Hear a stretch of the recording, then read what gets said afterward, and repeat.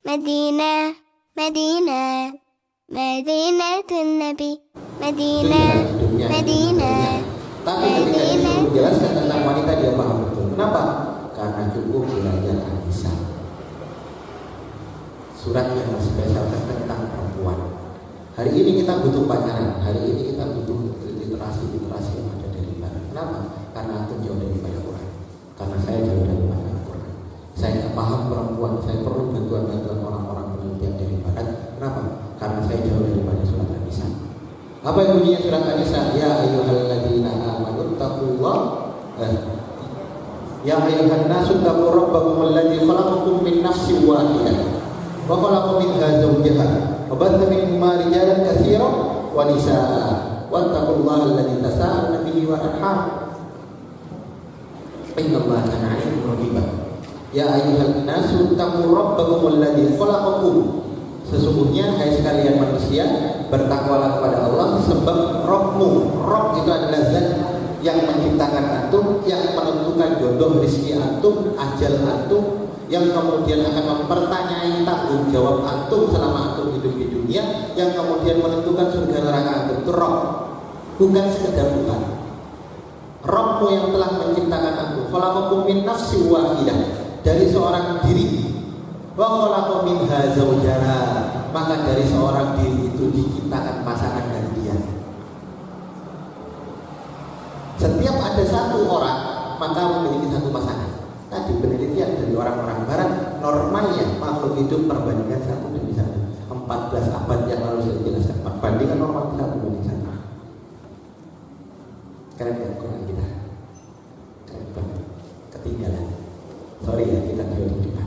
Tapi teman-teman sekalian, kemudian ada data yang kemudian menyebutkan tahun 2020. Tahun 2020 apa? Nih. Ternyata usia antara 15 sampai 24-nya memang perbandingan satu dengan satu, tapi laki-laki lebih rentan meninggal. Antum yang pulang nanti malam naik motor, hati-hati. Kalau tidak dapat jodoh pada malam hari ini, mungkin antum diwafatkan dalam keadaan jomblo. Hati. Kenapa? Jadi biru. Hah? Oh, sorry. Ini proyektornya berapa? Proyektornya nggak punya jodoh saat ini. Jadi proyektornya saya gantung roasting. Karena proyektor kan tidak disebutkan dalam Quran. Proyektor pasangannya siapa? Ada. Ada bapak ngambang. Emangnya proyektor makhluk hidup. Nah, usia 15 sampai 24 tahun ini saya tebelkan itu perbandingan laki-laki dengan perempuannya itu 51 banding 48. Ya, lebih banyak ternyata perempuan di usia 15 sampai 20. Kemudian 24 sampai 25 ternyata 50% banding 49%. Nih, kalau kemudian difikirkan tahun 2020 ternyata perbandingan laki-laki dengan perempuan itu 49 banding 50, lebih banyak laki-laki. Tapi di usia anak-anak pergi ke kajian 15 sampai 24, usia-usia antum lebih banyak perempuannya. Makanya antum bikin acara biasanya perempuannya lebih banyak. Ya. Maka ada fakta kemudian tersendiri. Fakta tersendirinya apa? Nih, selama saya kemudian roadshow, ketika saya roadshow salah satunya dari pondok, ini kemudian yang saya dapatin menjadi pemandangan yang khas selama saya jalan-jalan. Selama saya nyampaikan dakwah keluar kota mau kemudian di Jakarta itu sendiri, pemandangannya kayak gini. Apa? Jumlah cowok pasti tidak lebih banyak daripada perempuan. Gak mungkin 1:1 selama acara itu. Tuh, tahu cowoknya di mana? Tuh, cowoknya kayak pasien corona, terjepit di pojok, diisolasi. Kenapa? Dikit. Ada gak adanya dia gak guna. Kalau saya jadi cowok meskipun tidak bayar saya gak datang, kenapa malu? Tapi mereka berani. Berani menanggung malu.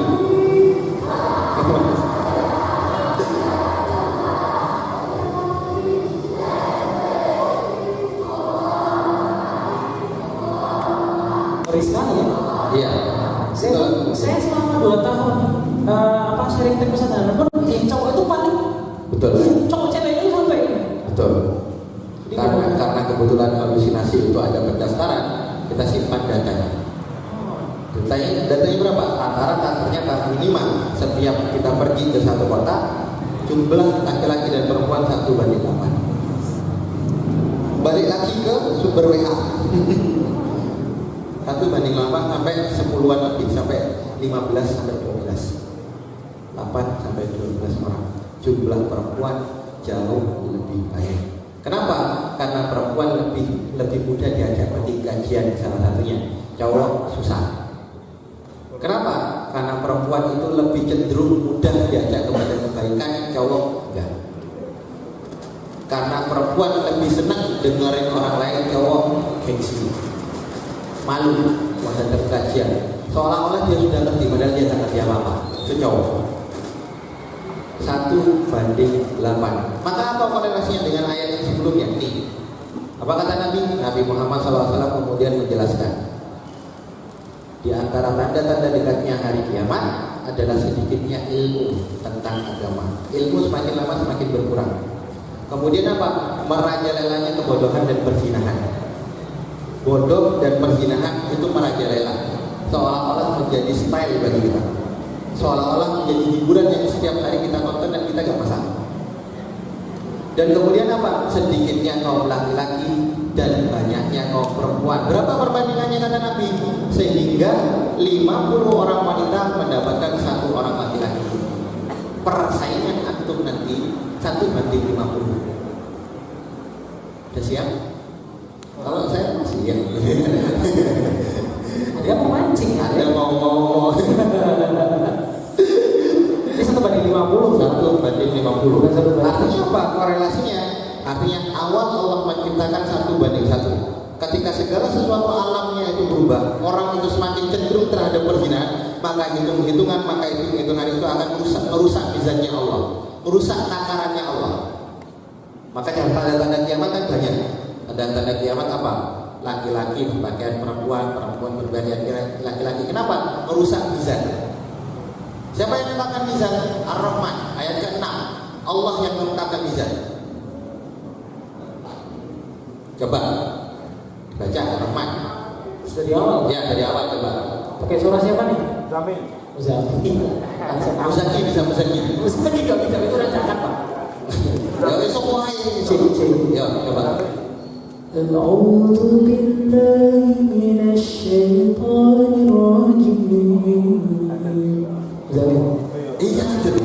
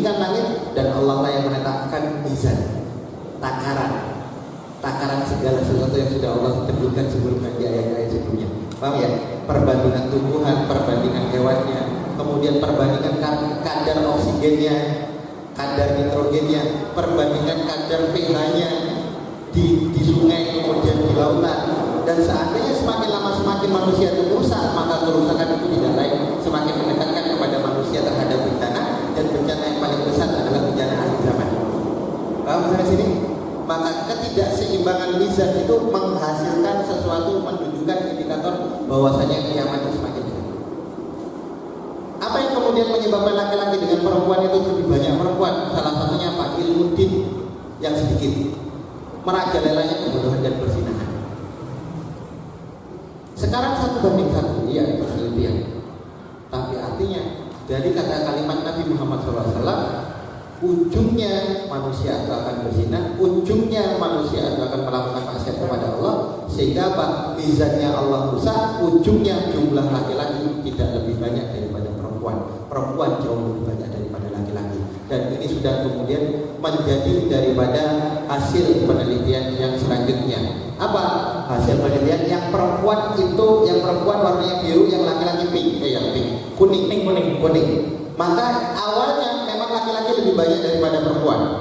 Sampai kemudian 2033 diprediksikan perempuan akan semakin banyak dengan laki-laki, dan tahun-tahun berikutnya semakin menjauh itu jarak laki-laki dengan perempuan. Match, kalimat Nabi nggak pernah salah. Rasul senantiasa memberikan pesan yang terbaik buat antum. Maka tugas kita sebagai akhwat, Ini gambarnya melambangkan sekali. Iya, 1:50. 1:50. Maka kemudian maka nasihat Nabi selanjutnya kepada perempuan, yang Nabi SAW itu cinta banget terhadap perempuan, paham banget terhadap perempuan, sayang banget terhadap perempuan. Makanya Nabi itu menyebutkan bahwasanya wanita itu tulang punggung negara. Kalau tulang punggungnya, pilarnya itu dipatahkan, maka negara ataupun peradaban itu jadi runtuh. Maka musuh-musuh Islam, siapa yang pertama kali dicincin sama musuh-musuh Islam? Pasti ngurus wanita. Diajarinya wanita yang cantik dengan iklan sampo. Wanita yang cantik itu nunjukin rambutnya lebat panjang. Wanita yang cantik itu apa? Skincare-nya lebih mahal daripada makanan hariannya. Perempuan yang cantik itu apa? Perempuan yang giginya dikasih behel. Perempuan yang cantik itu apa? Yang alisnya dikerik, kemudian digambar sendiri pakai krayon. Pas hujan-hujanan main sepak bola kelilipan peri. Oh iya, baru ingat, kok perinya dari mana? Dia pakai topi tetap peri, dia tutupi pakai helm tetap peri. Apa? Karena sumbernya alisnya sendiri. Apa kemudian Nabi Muhammad SAW? Nabi Muhammad ini seorang yang paling sempurna di antara manusia, bahkan di antara para nabi dan rasul, bahkan di antara makhluk yang pernah diciptakan oleh Allah Subhanahu wa Ta'ala. Nabi Muhammad SAW melakukan perjalanan yang paling sempurna, menyampaikan risalah yang paling sempurna, dimulai dari pelukan seorang wanita.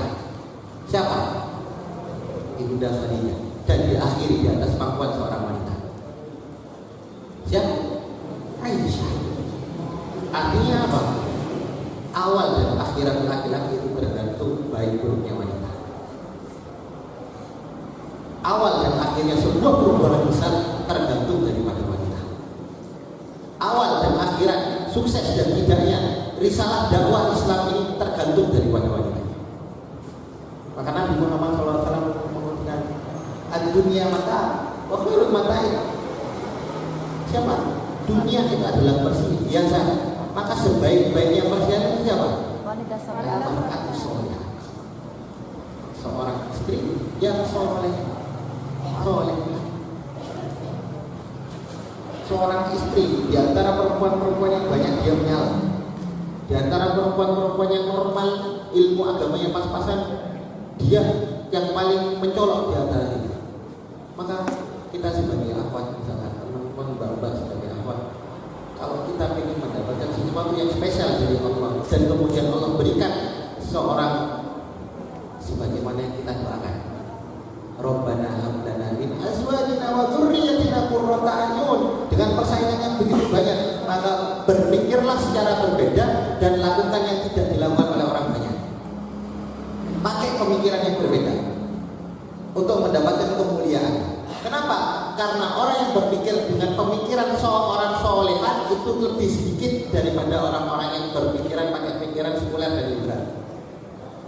Berpikirlah berbeda, mantaplah dengan akidah Anda, dan lakukan hal-hal yang tidak dilakukan oleh orang kebanyakan. Kenapa kok orang kebanyakan? Karena ketika kita menyebutkan dalam Al-Quran orang kebanyakan, ma'aktsara man fil ardi yudilluka an sabilillah. Kalau kita ikutin kebanyakan orang, maka antum itu akan dijauhkan daripada Allah Subhanahu wa Ta'ala. Antum jauh daripada Allah, padahal sumber kebahagiaan segala sesuatunya adalah Allah, maka antum tidak akan mendapatkan kebahagiaan apapun dari itu. meskipun antum cantik, meskipun antum kaya raya, meskipun antum memiliki segala-galanya, seolah-olah antum mendapatkan kehampaan dalam hati. Kenapa? Karena antum jauh daripada sumber kebahagiaan. Berapa banyak orang yang kemudian cantik, kemudian kaya, kemudian dipuja-puja, jadi populer, kemudian dia bunuh diri. Kenapa? Karena dia jauh daripada kebahagiaan. Lihat tuh artis-artis Korea. Justru mereka bunuh diri yang ketika mereka ada di top, mereka ada di atas, mereka ada dalam posisi Korea itu menggenggam budaya seluruh dunia. Korea pergi ke Singapura diteriakin, dipuja-puja, pergi ke Saudi Arabia dipuja-puja, pergi ke Amerika dipuja-puja. Tapi justru ketika mereka dipuja-puja itulah mereka sadar bahwasanya mereka tidak mendapatkan kebahagiaan. Lantas saya harus ngapain lagi? Pilihannya bunuh diri. Karena mereka tidak dapat jawaban, karena jauh daripada sumber kebahagiaan. Jadi lain dan spesial, extraordinary. Jadi spesial itu simple. Lakukan apa yang tidak dilakukan oleh kebanyakan orang. Kalau kebanyakan orang itu akan menyesatkan kita, maka lakukan yang tidak dilakukan oleh kebanyakan orang, maka aku akan menjadi spesial. Contoh, Pak Habibie spesial atau enggak spesial? Spesial. Kenapa? Bikin pesawat. Bikin pesawat. Pak Habibie satu ketika diundang pada satu acara televisi yang pas membahas filmnya Pak Habibie. Betul. Ditanya oleh presenternya, kalau nggak salah Mbak Najwa. Ditanyain, saya ingat betul. Kemudian ditanyain tentang pemerannya. Salah satu ditanyain, aku tahu Dian Sastro? Yang nggak tahu Dian Sastro angkat tangan. Tahu semua ya? Tahu semua ya? Kemudian Mbak Najwa itu nanya, ini Mbak Dian Sastro, Bapak kenal Dian Sastro? Kata Pak, siapa dia?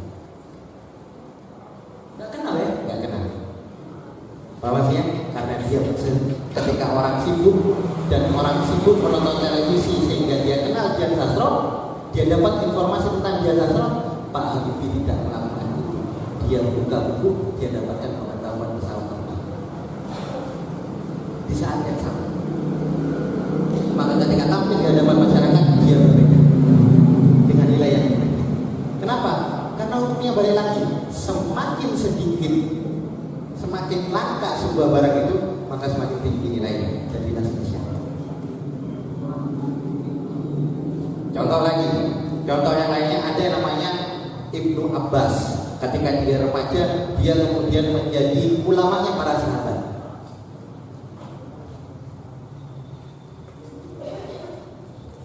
Yang dia ditepuk-tepuk oleh Nabi Muhammad SAW. Ya Allah, apa doanya?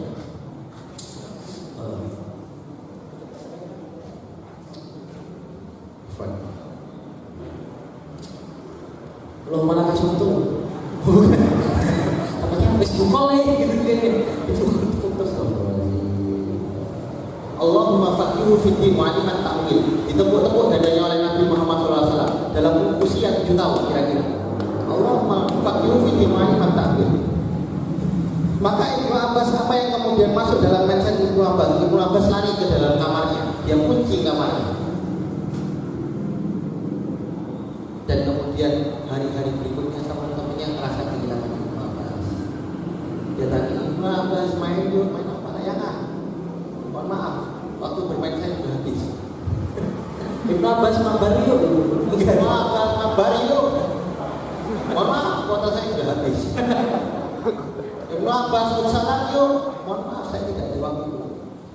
Maka temannya bertanya, kenapa engkau lakukan ini? Karena Rasulullah mendoa sebagai seorang yang faqih fiddin dan alim terhadap al-Quran. Kalau kita didoain sama Nabi, apakah kita melakukan sebagaimana yang dilakukan oleh Ibnu Abbas? Insya Allah enggak. Ini Nabi doanya ini nggak mungkin tertolak. Kita rebahan pasti akan cerdas dengan sendirinya karena yang ada Nabi. Oleh karena itu Nabi nggak ngedoain aku. Allahumma faqihu fiddin wa 'aliman ta'wil. Maka temannya kemudian bertanya lagi, apakah kamu nggak bosan di situ terus? Bagaimana bisa aku bosan ketika aku membaca kitab Allah ini? Para nabi seolah-olah menemaniku dalam kamar ini dan para sahabat yang mulia seolah-olah menemani. Mereka ada di sini bersama. Dia menyatu dengan Quran.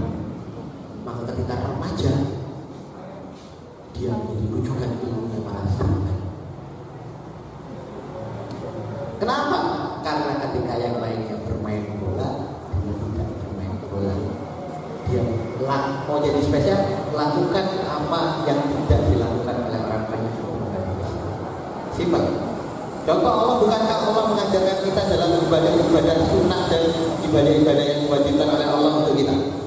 Gak wajib, tidak sunnah. Antum mau jadi spesial, jangan cuma lakukan yang wajib, lakukan yang sunnah. Bukankah dalam sholat duha yang paling utama dilakukan kapan? Ketika unta kepanasan, kata Nabi. Kapan unta kepanasan itu? Jam 9 ke atas, jam 10, jam 11. Sampai jam berapa ini? Nah, jam 9, jam 10, jam setengah 11. Kenapa kok begitu? Karena kebanyakan orang di saat yang sama sibuk mengejar dunia, dan ketika antum justru ambil wudhu dan antum Allah Akbar, Alhamdulillahirabbil alamin, maka Allah akan melihat antum, maka Allah akan spesialkan antum. Waktu sholat tahajud yang paling mulia kapan? Sepertiga malam terakhir. Kenapa? Karena itu paling enak-enaknya tidur, pules-pulesnya tidur. Ketika orang sedang pules-pulesnya tidur, tiba-tiba antum terjaga dengan ngantuknya, kemudian antum basuh muka antum dengan air wudhu, kemudian antum kiprati pasangan antum kalau antum punya, kalau enggak ya pura-pura kan ya. Kipratin atau kipratin ibu gitu ya, Kipratin virus corona, bangun ya. Corona. Kipratin tetangga gitu ya, ibu dibangunin, bapak dibangunin, apa deh kata ibu? Sholat. Nah ibu kan lagi datang bulan, ngapain kok dibangunin? Oh iya, di tengah-tengah orang sedang sibuk-sibuk yang tidur, tetangga kita tidur, Pak RT lagi tidur, Pak Presiden sedang tidur, kemudian kita Allah Akbar, maka para malaikat bilang apa? Kami melihat seolah-olah di bumi itu ada bintang-bintang yang berkelap-kelip dari dunia, dan itu adalah orang-orang yang sedang melaksanakan sholat tahajud. Allah akan melihat itu, oh ini spesial, maka itu akan mendapatkan sebuah hal yang spesial. Berapa banyak tabi'in dan para sahabat, kemudian para ulama bertanya, kenapa ya kalau orang rajin tahajud itu seolah-olah dia jelek padahal, tapi jadi ganteng karena dia sholat tahajud. Antum yang mukanya nggak tertolong, terlalu jujur ya. Sholat tahajud mudah-mudahan antum ditolong sama Allah. Gak perlu mikirin operasi plastik, murah meriah, namun ambil wudhu, sholat tahajud. Jadilah kemudian extra ordinary. Dan orang yang kemudian memiliki pemikiran yang solehan, maka dia tidak akan memiliki pemikiran orang kebanyakan. Apa orang kebanyakan? Orang kebanyakan adalah orang yang menilai pasangannya secara fisik. Atau saya katakan, mereka punya satu virus, namanya virusnya virus ain. Apa virus ain? Kebanyakan yang mati dari umatku setelah qada dan qadarnya Allah besok karena pengaruh virus namanya virus ain. Apa? Virus ain itu dengki, iri terhadap nikmat Allah. Yang kedua apa virus ain? Takjub dengan takjub kepada seorang hamba dengan takjub yang berlebihan. Buncit. Sarangnya.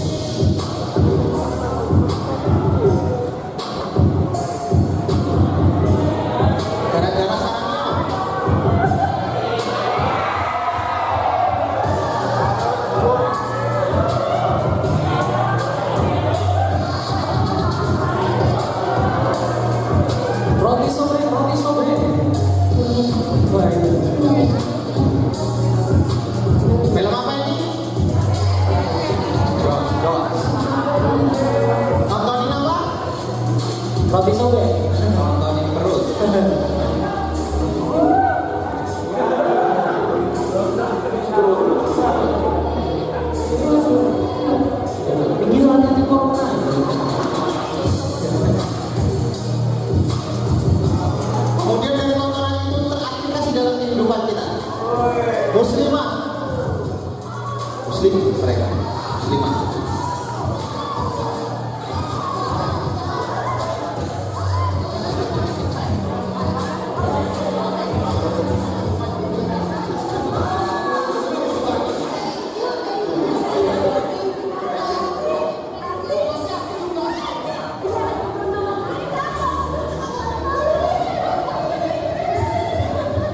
Seolah-olah suami yang didapatkan itu perutnya mata-mata, gak ada harapan itu.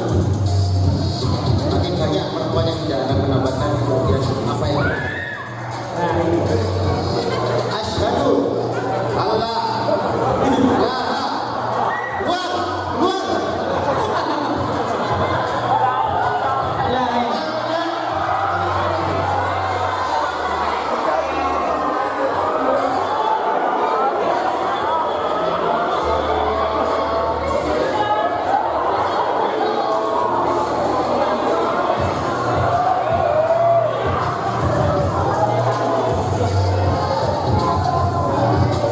Setelah ciuman apa?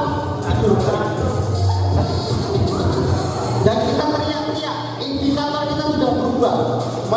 Sudah biasa melihat sepertinya, kita sebenarnya kan nggak masalah.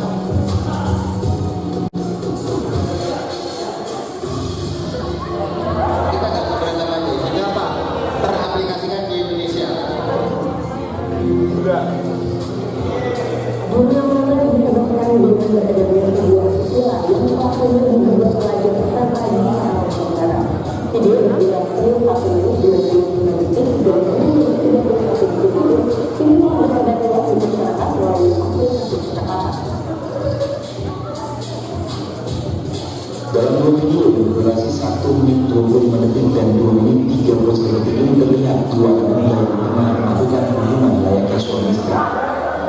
Pada tersebut menjadi dua orang yang pelaku. Video satu mana pelaku merupakan salah satu dan anak di kawasan Jawa. Video tersebut berpartisipasi dalam ajang permainan macam berjaga awal. Laki-laki yang kemudian dihidapkan menjadi suami apa? Yang ganteng juga beban kayak Dilan.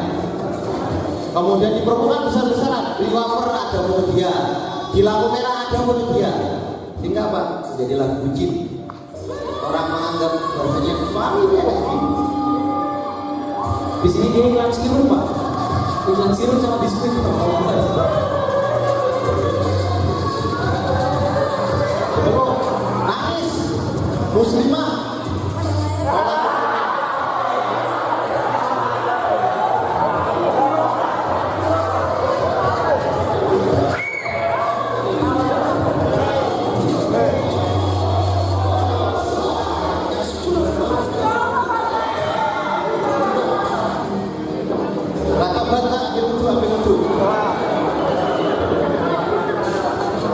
Dari situ muncullah inspirasi lain. Indonesia ya. Indonesia. Game.